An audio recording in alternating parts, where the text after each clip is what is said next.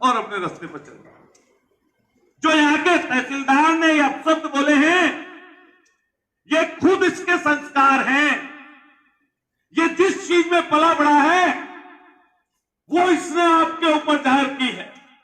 इसको नहीं पता, हालांकि सभी जाति वर्ग के लोग यहां पर बैठे हैं, लेकिन इसको जानकारी नहीं है गुर्जरों के इतिहास की। और अगर इसने इतिहास को जान लिया होता गुर्जरों के, तो शायद इस तरह की बात ना बोलता। 1857 के पहले की बात नहीं करूंगा, लेकिन 1857 की क्रांति जिसने देश के इतिहास में गुर्जरों के नाम को उस 16 अक्षरों में अंकित किया कि ये गुर्जर, ये अब से देशभक्त नहीं, ये प्राचीन पुरातन काल से देशभक्त है। और 1857 की क्रांति इस बात का द्योतक है कि मेरठ में धन सिंह कोतवाल गुर्जर, सिर्फ धन सिंह कोतवाल नहीं, उनका पूरा गांव, जिसमें लगभग 400 लोगों को अंग्रेजों ने मौत के घाट उतार दिया था। बच्चे और औरतों को छोड़कर कोई इंसान वहां पर बचा नहीं था। सबको इसलिए मारा था क्योंकि देश की आजादी की प्रथम चिंगारी और उन अंग्रेजों के खिलाफ विद्रोह करने का काम धन सिंह कोतवाल जी ने किया था। और तो क्रांति मेरठ से शुरू हुई। यह आसपास का इलाका, चाहे गदोल हो, चाहे सीकरी का इलाका हो, चाहे कालान आम हो, चाहे आपके सहारनपुर में चले जाइए, चाहे बागपत के इलाके में चले जाइए, और चाहे यहां से लेकर राजस्थान तक चले जाइए, इस बात का प्रत्येक वर्ष प्रमाण है जिसमें लोगों ने कुर्बानियां दी हमारे लिए। और देश की आजादी से पहले और देश की आजादी के बाद आज की सीमाओं पर अपनी जान जोखिम में डालकर अपने परिवार और बच्चों को छोड़कर देश की सीमाओं की सुरक्षा करने का काम हम लोग कर रहे हैं, हमारी जाति के लोग कर रहे हैं। इससे कोई घबराने की जरूरत नहीं। मौका आता रहता है। मैं तो भाई किशनकांत जी से कह रहा था, सुबोध जी बैठे हैं, सरकार देखिए अध्यक्ष रहे हैं। अभी कई लोग यहां पर सरकार के नहीं है, क्योंकि मैंने देखा भाजपा की गाड़ियां खड़ी हैं। मैं तो उनसे भी कहना चाहता हूं कि किशनकांत जी, आपने तो गवर्नर साहब को बुलाया था, पहुंचाइए ऐसे आदमी की शिकायत ऊपर जो इस तरह की गद्दी पर, सीट पर बैठकर इस तरह के अपशब्दों का इस्तेमाल करता है। ऐसे व्यक्ति को तत्काल यहां से हटाया जाना चाहिए। और हटाया जाना चाहिए क्योंकि माफी तो कल से परसों से इनकी मांग तक घूम ही रहा है। मुझे नहीं लगता किसी गांव में, आसपास के में, समाज के में उसने जाके माफी ना मांगी हो। कल कह रहा हूं, सही कह रहा हूं, बता दो। अभी कोई गांव नहीं बचा। मैं मतनौरा में गया था, मतनौरा में कह रहे थे कि होके गए, गोरे वाले कह रहे थे कि हमारे यहां भी होकर गए, और शायद और भी कई गांवों में आसपास इस तरह से वो माफी मांग लिया।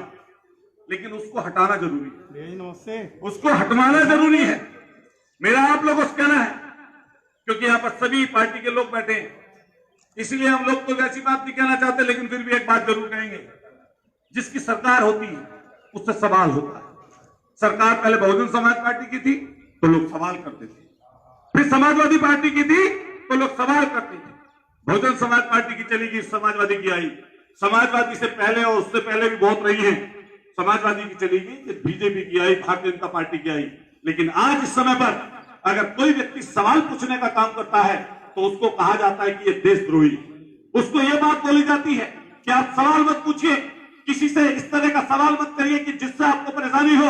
आप कोई एक व्यक्ति बताएं, अगर किसी को परेशानी है, किसी को दिक्कत है, किसी को कष्ट है, किसी को दुविधा है, किसी के साथ जाति हो रही है, कहीं पर पुलिस कर रही है, कहीं पर तहसीलदार कर रहा है, कहीं पर प्रशासन के लोग कर रहे हैं, या अन्य कोई व्यक्ति कर रहा है, तो आप बताइए सवाल किससे करेंगे? सवाल उससे करेंगे जिसको जिम्मेदारी दी गई है। और जिसको जिम्मेदारी दी गई है, अगर उस सवाल को ठीक ढंग से सुनने का काम नहीं करता, तो आप बताइए क्या उसके बारे में चर्चाएं होंगी या नहीं होंगी? उसके बारे में चर्चाएं होंगी। मैंने कई जगह बात बोली, मैं यहां पर भी बोलता हूं। और सत्ता पक्ष के लोगों को सुनने की आदत होनी चाहिए। यही लोग जिंदाबाद बोलते हैं, और यही लोग जब परेशानी दिक्कत आती है तो मुर्दाबाद भी बोलते हैं। इसीलिए अगर जिंदाबाद सुनने की आदत है, तो अगर गलत किसी के साथ होगा तो मुर्दाबाद भी सुनने की आदत डालनी चाहिए। और लोकतंत्र, जैसे किसान यूनियन के लोग बैठे हैं यहाँ पर, भानु के अन्य यूनियनों से जुड़े हुए लोग भी यहाँ पर हैं, मैं आप तमाम साथियों से कहना चाहता हूं कि लोकतंत्र की आवाज सिर्फ एक पक्ष नहीं हो सकता। लोकतंत्र की, खास तौर से हिंदुस्तान का लोकतंत्र और यहाँ का संविधान हमें ताकत देता है विचारों के व्यक्ति की, अपने विचारों को व्यक्त करने की, किसी भी परेशानी और दिक्कत में खड़ा होकर किसी भी गलत चीज का टक्कर विरोध करने की ये हमारी ताकत लोकतंत्र ने संविधान में हमें दी है। इसलिए मैं एक प्रैक्टिस कहना चाहता हूं कि सच बात से गुरेज मत करिए। कोई अगर गलत बोलता है, मैं आपकी ताकत को धन्यवाद देना चाहता हूं। मैं अध्यक्ष जी को कहना चाहता हूं कि कम से कम आपने उस जागृति का काम किया।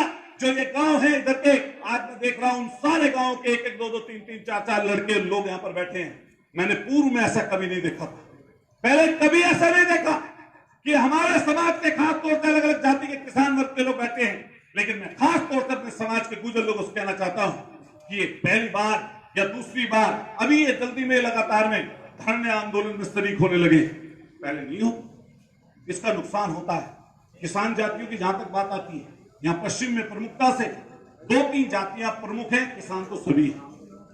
कहीं किसान है तो कहीं किसान पर आश्रित लोग हैं। लेकिन जो आश्रित हैं उनकी लड़ाई भी अगर कौन लड़ेगा, उनकी लड़ाई भी वो लोग लगते हैं जो मजबूत होते हैं, जो ताकतवर होते हैं, जो अगुवाई करने वाले लोग हैं, वो आप लोग यहाँ पर बैठे हैं।